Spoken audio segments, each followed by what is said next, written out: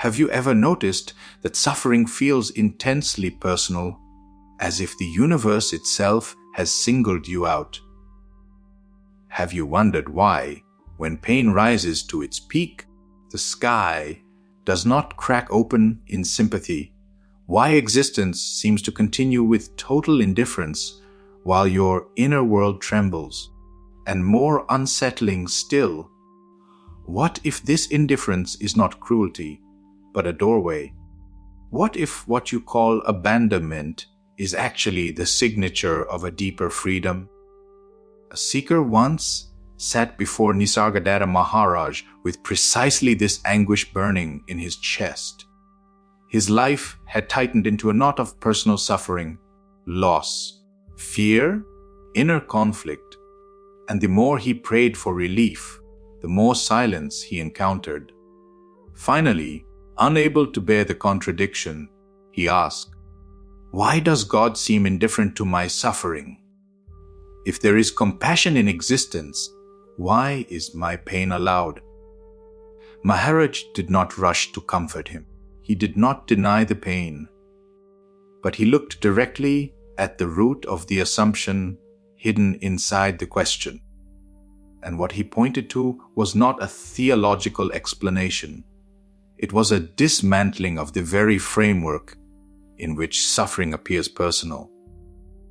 Maharaj said, "The suffering you call yours exists only within the idea of being a separate individual. And God, or reality, is not a person watching another person suffer. Reality is not positioned opposite you. It is what you are before the story of me is constructed. From that vantage, indifference is not heartlessness. It is wholeness, untouched by fragmentation." The seeker pressed him, "But the pain is real.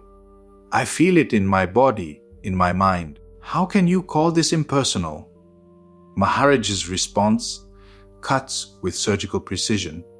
He would say, "The sensation is real as an appearance, but the ownership is imagined. The moment you claim suffering as mine, you confine a vast movement of consciousness into a personal narrative. Reality does not intervene in that narrative because it never entered it. It is like the screen remaining unchanged while the movie displays tragedy. Here is the profound pivot. What feels like divine indifference is actually the refusal of reality to validate the illusion of separation. Notice the radical compassion hidden inside this. If reality rushed in to fix every personal drama, it would confirm the illusion that you are a fragile fragment in need of cosmic babysitting. Maharaj's teaching is uncompromising because he points to the freedom prior to that illusion. He is not dismissing suffering. He is dissolving the mistaken identity that converts experience into bondage. The seeker, still unsettled, asked, "Then are you saying my suffering doesn't matter?"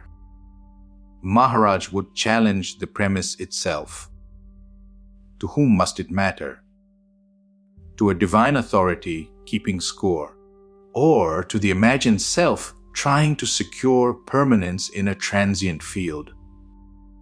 When suffering is seen without the overlay of ownership, something extraordinary happens. The resistance softens.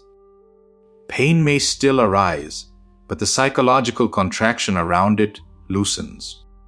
What remains is experience moving through awareness, not a wounded identity demanding rescue. This is why Maharaj appears so direct, even harsh. He is not attacking the human condition. He is refusing to decorate the cage. He sees that the deepest compassion is not soothing the dream. It is waking you from it. The seeker leaned forward and said, "If reality is indifferent to my suffering, what am I supposed to do with it?" And here, Maharaj's teaching becomes intensely practical.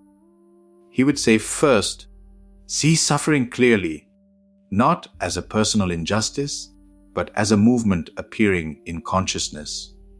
Do not run from it. Do not romanticize it. Observe the sense of, I am suffering. Trace that feeling back. Who is this I? Is it solid, permanent, or is it itself another appearance? When this inquiry becomes sincere, suffering begins to reveal its hidden function. It exposes the instability of the personal identity.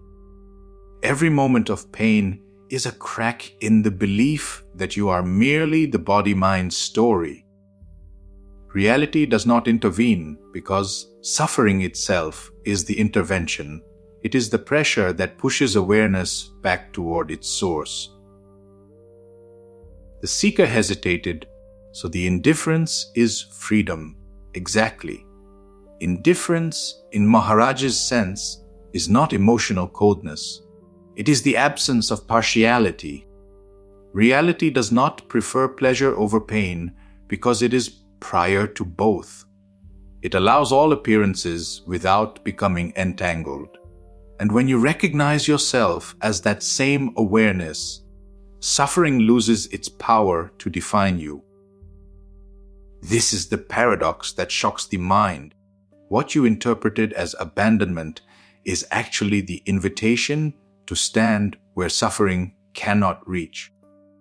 Not by escaping experience, but by seeing that experience never touches what you truly are. Maharaj's genius lies in refusing to comfort the false while liberating the real. He points again and again to the simple fact awareness is untouched. The storm may rage in the sky, but the sky itself is not wounded by thunder. When you identify with the storm, suffering is overwhelming.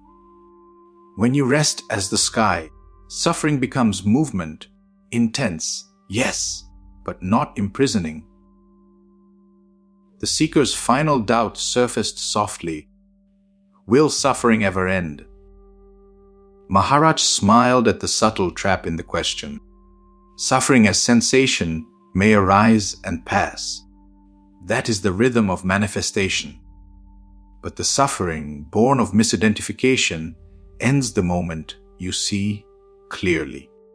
Not because reality becomes more compassionate, but because you no longer demand that it revolve around a fictional center. And this is the deepest revelation hidden in the phrase, God is indifferent. Reality is not ignoring you. It is revealing that the one you thought needed protection never truly existed. What remains is vast, silent, intimate presence, not opposed to experience, not dependent on relief, and not diminished by pain. When this is seen, suffering loses its sting of personal injustice. It becomes another wave in the ocean of awareness, arising, dissolving, leaving no scar on what you are.